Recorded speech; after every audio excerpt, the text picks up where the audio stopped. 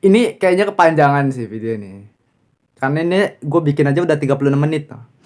Ntar diedit entah jadi berapa gitu kan. Mungkin ada part 2-nya. Jadi ini video ini akan gua potong-potong gitu ya. Di prat-pratin.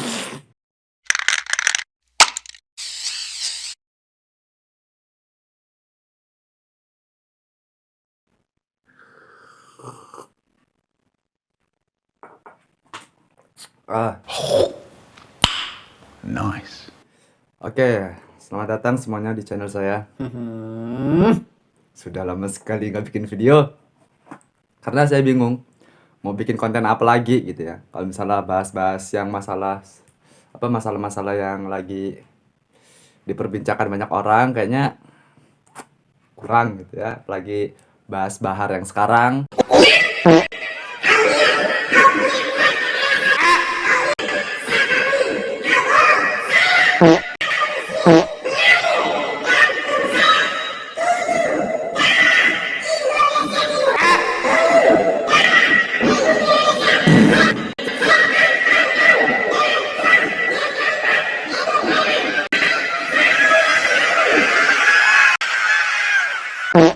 Yang ngajakin nggak pakai Ihmaduddin Al-Bantani itu ya.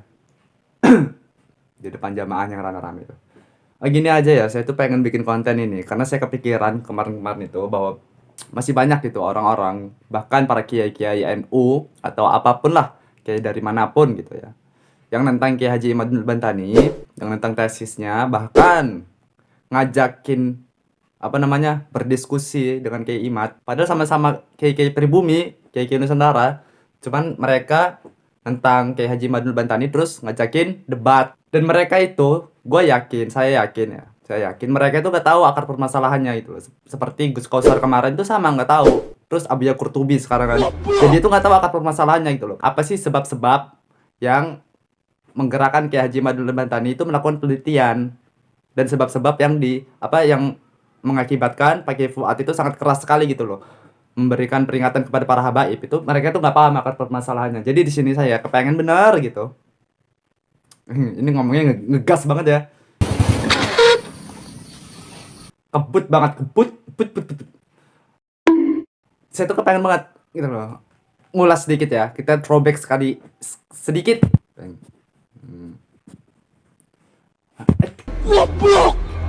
Nah, jadi saya tuh kepengen banget gitu loh ngajakin kalian semua gitu untuk throwback gitu ya.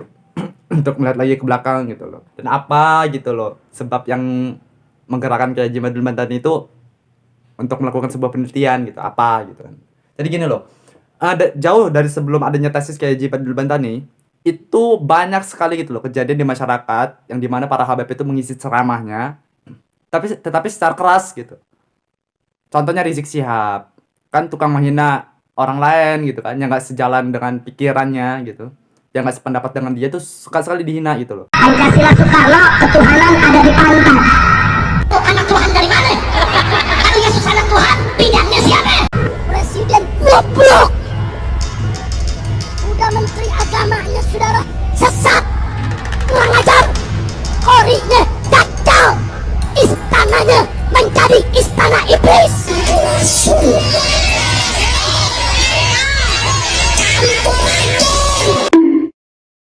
Dan mereka tuh sering sekali gitu memberikan kepada para masyarakat atau pendengar mereka, dan bahkan murid-murid mereka semuanya itulah pokoknya itu doktrin-doktrin yang sesat gitu loh. Cita-cita mulianya menerapkan syariat Islam hal yang baik. Cita-cita mulianya untuk menegakkan khilafah Islamiyah hal yang baik.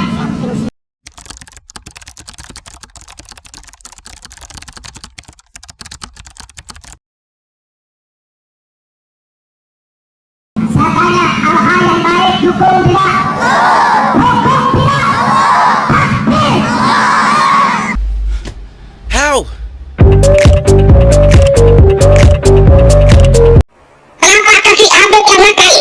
Kenapa kaki abd yang narkoba, yang maksiat, yang nakal, yang kotor dibandingkan kepala kiai yang pakai sorban masih lebih mulia? Kenapa kaki abd yang maksiat tersebut? Pemahaman tentang agama yang sesat, bahkan keras gitu loh. dan suka demo, ya kan, suka demo. Dan mereka pun dari sejak zaman Habib Usman bin Yahya, yang dimana itu adalah zamannya penjajahan Belanda itu ya. Dan dia kan emang bawahannya Belanda kan, bonekanya Belanda si Habib Usman bin Yahya ini. Itu memang didatangkan oleh Belanda dari Yaman untuk merusak Nusantara ini gitu loh, untuk memperlancar rencananya si Belanda itu untuk menjajah Indonesia ini gitu loh. Itulah Habib Usman bin Yahya gitu loh. Makanya dia sering sekali gitu loh membuat segala pelancangan sejarah yang membuat seakan-akan Mbak Alawi ini adalah keren gitu loh, berjasa terhadap Nusantara ini, padahal enggak gitu loh. Terbukti sekali, banyak sekali apa namanya fatwa-fatwanya Habib Usman bin Yahya yang menyudutkan para kiai-kiai Nusantara gitu, dan para pribumi, dan apa namanya maksudnya itu untuk apa namanya menekan perlawanan masyarakat Nusantara kepada penjajah, sedangkan dia itu kan dapat gaji dari pemerintahan Belanda gitu kan, karena memang Habib Usman bin Yahya itu bekerja dengan Belanda, bawahannya Belanda, anak buahnya Belanda, kacungnya Belanda gitu loh. Ya kalian udah tahu kan. Jadi di sini kita ngulas sedikit aja gitu ya. Terus ya sampai ke era sekarang gitu ya. Itu dilanjutkan gitu loh. Terus kan Habib Usman bin Yahya itu kan mengaku sebagai keturunan Rasulullah, padahal kan bukan gitu loh. Dan zaman dulu ya belum diketahui gitu. Sekarang ini aja diketahuinya gitu kan.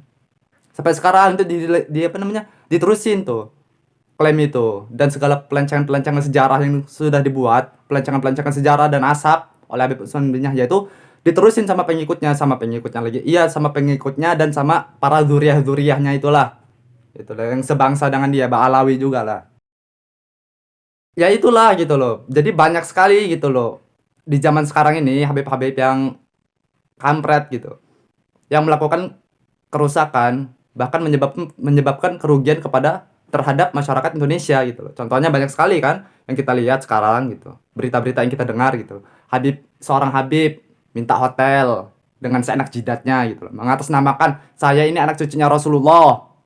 Terus banyak sekali demo-demo pergerakan masyarakat yang melawan pemerintah itu dipelopori oleh para habaib gitu. Contohnya Rizik Syihab, Bahar bin Smith, Hanif Asgaf, Hanif Alatos, dan yang lain-lainnya itu gitu. Lembaga yang menaungi mereka itu kan bernama Rabithah Alawiyah.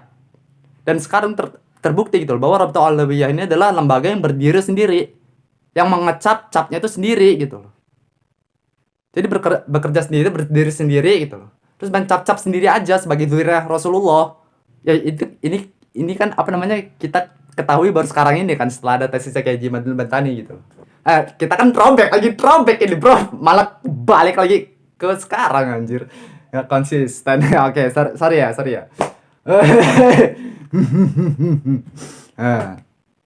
Ya banyak sekali lah gitu kejahatan-kejahatan Ba'alawi yang dirasakan oleh masyarakat, khususnya yang masyarakat rakyat kecil ya, rakyat yang kecil gitu. Itu sering sekali gitu loh merasakan apa namanya intimidasi dari para habib itulah. Ya contohnya ya banyak sekali lah contohnya gitu lah ya.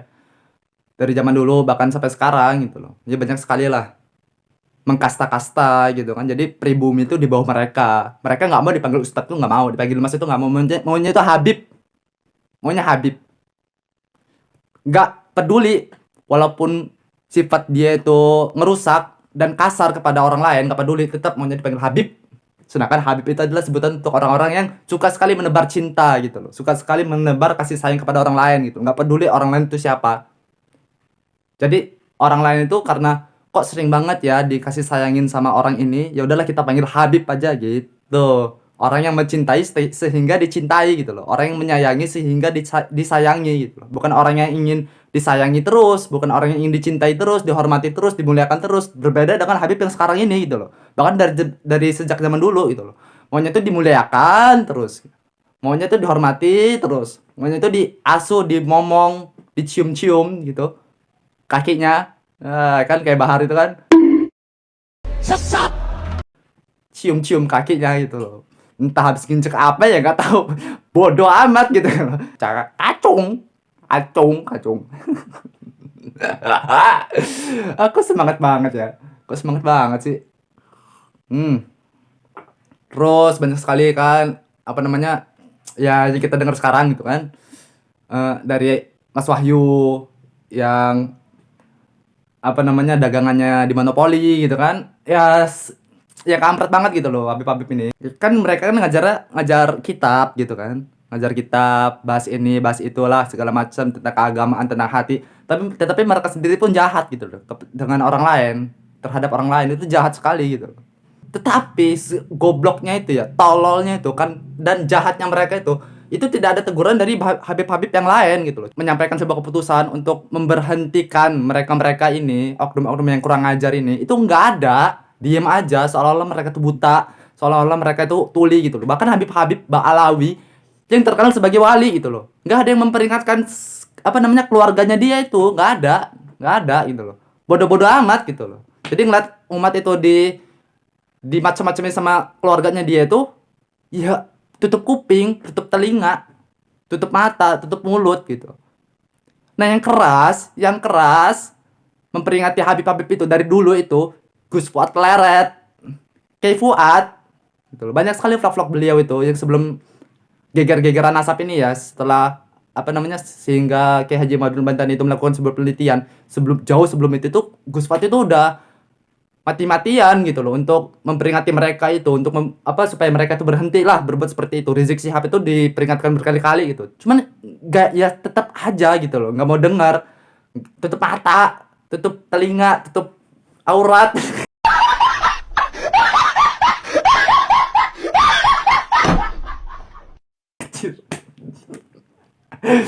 Ya gitu, ngeyel, keras kepala dan arogan, tetap kepengen bener gitu loh melakukan sebuah tindakan-tindakan yang berbahaya gitu loh untuk umat Rasulullah, bahkan untuk bangsa untuk negara ini gitu loh, dan untuk agama ini gitu, karena agama ini sebenarnya dibuat sama mereka itu sebagai agama yang dipertontonkan oleh mereka itu sebagai agama yang keras gitu, sebagai agama yang irasional, sebagai agama yang sok jagoan gitu, sehingga membuat pengikut-pengikutnya mereka itu, pengikut-pengikutnya Rizik Syihab dan Bahar bin Smith itu ya beragama buat gaya-gayaan doang, nggak ada nilainya nggak ada nilainya bung gitu loh. Wahai para kiai-kiai yang belum paham gitu ya akar permasalahannya kenapa Kiai Haji Madul Bantani itu sampai melakukan penelitian nasab mereka itu, ya ini gitu loh sebab-sebabnya itu loh. Banyak sekali mereka itu kayak gitu, dan mereka kayak gitu tuh mengatasnamakan diri mereka tuh sebagai cucu Rasulullah.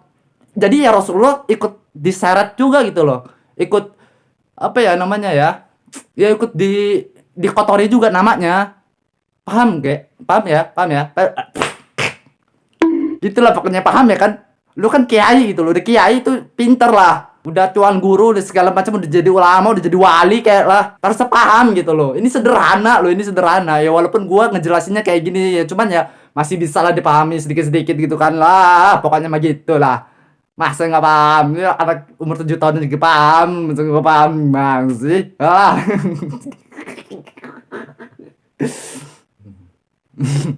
Aduh, pilek. Jadi itulah gitu loh. Sebagian kecil ya sebab-sebab yang membuat Kiai Haji Madul Bantani itu melakukan penelitian tentang nasab Pahlawi itu gitu. Karena mereka tuh jahat banget gitu loh. Udah banyak sekali melakukan kejahatan-kejahatan gitu.